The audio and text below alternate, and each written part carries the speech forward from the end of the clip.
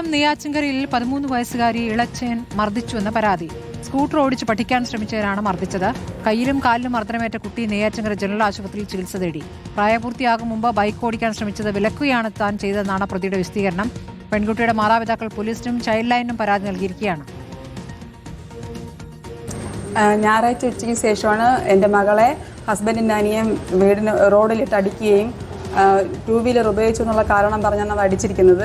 അപ്പോൾ അത് ഒന്ന് പറഞ്ഞ് മനസ്സിലാക്കേണ്ടതിന് പകരം എൻ്റെ മകളെ അങ്ങനെ റോഡിലിട്ട് അടിക്കുകയും മാനസികമായിട്ടുള്ള നല്ല ബുദ്ധിമുട്ടൊക്കെ നേരിടുകയും ചെയ്തതിൻ്റെ പേരിൽ ഞങ്ങൾ നിയമപരമായിട്ട് മുന്നോട്ട് പോകാനാണ് തീരുമാനിച്ചിരിക്കുന്നത്.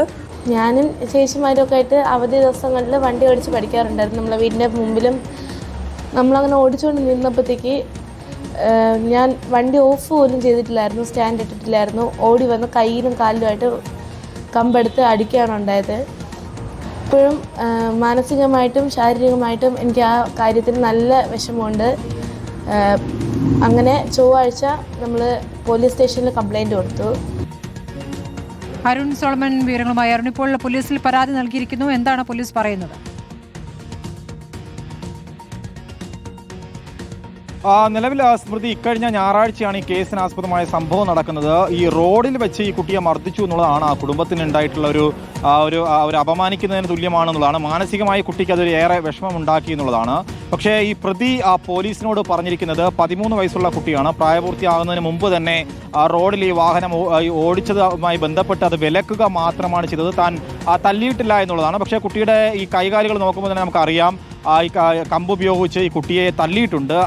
പേടിച്ച് തന്നെ കുട്ടി അന്നേ ദിവസം തന്നെ നെയ്യാറ്റിൻകര ജനറൽ ആശുപത്രിയിൽ അഡ്മിറ്റ് ചെയ്യുകയും ചികിത്സ തേടുകയും ചെയ്തു എന്നുള്ളതാണ്. നിലവിൽ പോലീസ് പ്രതിയെ കസ്റ്റഡിയിലെടുത്ത് ചോദ്യം ചെയ്യുക മാത്രമാണ് ചെയ്തത്. മറ്റ് നടപടികളൊന്നും തന്നെ മുന്നോട്ട് പോയിട്ടില്ല വിളറ പോലീസ്. പക്ഷേ അതേസമയം കുടുംബം നിയമപരമായി മുന്നോട്ട് പോകും. മറ്റൊന്ന്, ചൈൽഡ് ലൈനിലും ഇതുമായി ബന്ധപ്പെട്ട് കുടുംബം പരാതി നൽകിയിരിക്കുകയാണ്. ഇതൊന്ന് പറഞ്ഞ് വിലക്കിയാൽ മാത്രം മതിയായിരുന്നു എന്നുള്ളതാണ് ഈ കുട്ടിയുടെ അമ്മ പറയുന്നത്. പക്ഷേ ഈ കുട്ടിയെ റോഡിലിട്ട് എല്ലാവരും കാണെ ക്രൂരമായി തല്ലി എന്നുള്ളതാണ് ആ കുടുംബത്തിനുണ്ടാക്കിയിട്ടുള്ള ഏറ്റവും വലിയ ക്ഷീണം. അതൊരിക്കലും ചെയ്യാൻ പാടില്ലായിരുന്നു എന്നുള്ളതാണ്.